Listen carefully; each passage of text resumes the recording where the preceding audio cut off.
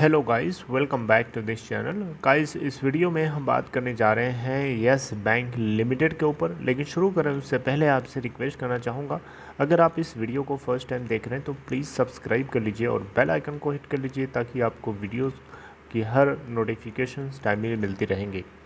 तो गाइस, हम बात करते हैं यस बैंक लिमिटेड के अंदर। सबसे पहले मैं आपको इसके चार्ट के ऊपर लेके चलूँगा और चार्ट से हम लोग कुछ देखने की कोशिश करेंगे कि इसके अंदर लास्ट के 5 to 6 ट्रेडिंग सेशन से क्या चल रहा है। ये आप देख सकते हैं, लास्ट ट्रेडिंग सेशन ट्यूसडे का ग्राफ है। आप इसके अलावा अगर आप देखें लास्ट के 5 डेज़ के चार्ट को तो आप देख सकते हैं लगातार गिरता गया है। लास्ट के एक महीने के अगर सिचुएशन को देखेंगे तो इसका 15.25 का हाई है जो कि 12 अप्रैल को बनाया था, और लो है इसका 12.85 का जो कि 3 मई 2021 को बनाया था। और देख सकते हैं उसके बाद जो है बैंक अपने आप के 13 के लेवल के ऊपर जो है मेंटेन करके रखने की कोशिश कर रहा है। और देखते हैं अभी कि आने वाले कुछ सेशन में अभी किस तरीके से रिएक्ट करता है। अभी तो इसी हफ्ते में कुछ दिन बचे हैं, 4 दिन बचे हैं, अभी 3 दिन बचे हैं। इसके अलावा गाइस, अगर आप 3 मंथ के चार्ट को देखेंगे तो 3 महीने में इसका हाई है 16.9 का जो कि 1 मार्च को बनाया था। और वहीं हम लो की बात करें तो 12.85 का है जो कि 3 मई को बनाया था। लास्ट के चलिए 6 मंथ का अगर आप चार्ट देखते हैं, 6 मंथ में इसका हाई है 20.75 का जो कि 10 दिसंबर 2020 को बनाया था। और देख सकते हैं उसके बाद से सिचुएशन धीरे धीरे इसकी डिटेरियोरेट होती गई है और गिरते गिरते 12.85 का लो बना डालता है 3 मई 2021 को। लास्ट के एक साल की सिचुएशन में देख लेते हैं। एक साल में इसका हाई है 32.00 का जो कि 8 जून 2020 को बनाया था। और उसके बाद से गिरावट, भयंकर गिरावट, और लो क्रिएट करता है 11.1 का जो कि 28 जुलाई 2020 को है। और उसके बाद बैंक जो है 20s के लेवल में हिट करता है, फिर गिरता रहता है। तो बहुत लोग तो अभी आपसे मैं बताना चाहूँगा इस जोन में फंसे हुए हैं।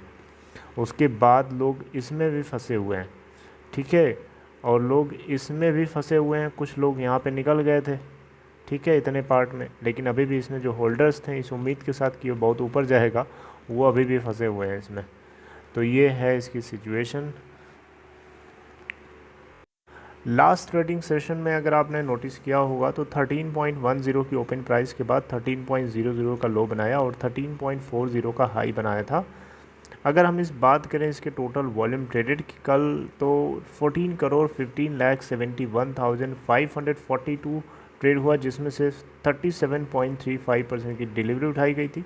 बीएससी के ऊपर अगर आप देखें सिचुएशन को तो 2,73,10,219 टोटल वॉल्यूम ट्रेड हुआ, जिसमें से 41.21% की डिलीवरी। 13.16 के ऊपर एनएससी का बीएससी के ऊपर क्लोज हुआ और 13.15 के ऊपर एनएससी भी क्लोज हुआ। टोटल वॉल्यूम अगर आप देखें तो 32,947.20 करोड़ रुपए है। यस बैंक के अंदर अगर आप देखें तो टेक्निकली बहुत ज़्यादा गिरावट चली है, और इसी गिरावट के बीच में आपको एक खबर देने जा रहा हूँ जो शायद आपको लगे कि यही कारण है इसकी गिरावट का, और कहीं ना कहीं कुछ हद तक ये बात भी सही है। आइए देखते हैं। देखिएगा, आपकी स्क्रीन पे दिख रहा होगा, top investor bay tree cuts stake in yes bank by a third. तो यहाँ पे बेसिकली प्राइवेट इक्विटी फर्म जिसका नाम है बे ट्री इंडिया होल्डिंग्स, ये 2.1% की हिस्सेदारी जो है इंडिया के यस बैंक के अंदर बेच दिया है। और अभी भी ऐसा नहीं है कि इसके पास होल्डिंग नहीं है, पूरा नहीं बेचा। अभी भी इसके पास 5.4% की होल्डिंग जो है बची हुई है। जनवरी 6 से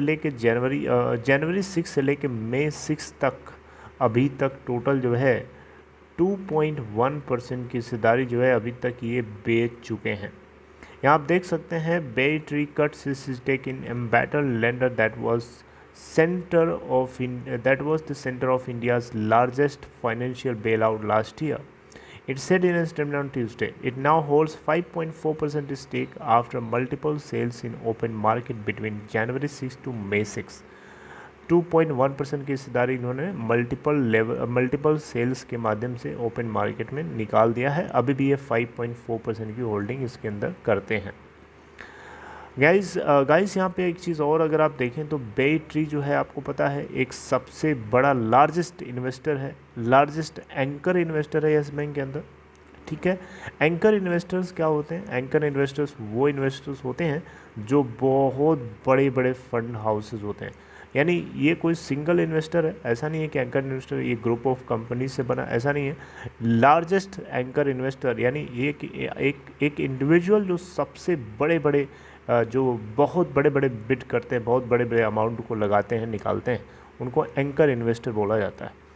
यस बैंक के अंदर $2 बिलियन का इक्विटी रेजिंग जो है लास्ट ईयर जो इशू हुआ था, उसके अंदर जो है बे कैपिटल का काफ़ी ज़्यादा कंट्रीब्यूशन था। लगभग 2200 करोड़ रुपए जो है इन्होंने 55% के इन्वेस्टर पोर्शन की हिस्सेदारी के लिए पे किया था यस बैंक को। इंडिया के यस बैंक में SBI यानी स्टेट बैंक ऑफ इंडिया के बाद second largest single share holder अभी भी है। आप SBI और SBI के बाद अगर आप देखें तो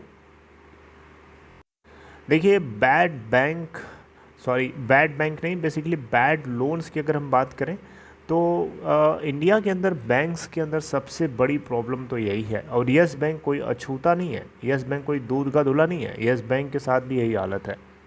रिकॉर्ड बैड लोन्स हैं, वीक कॉरपोरेट गवर्नेंस जिसके चलते बैंक की हालत इतनी ख़राब हो गई थी कि बैंक कोलैप्स के मुंह पे खड़ा था, कोलैप्स के लेवल पे जाके खड़ा हुआ था।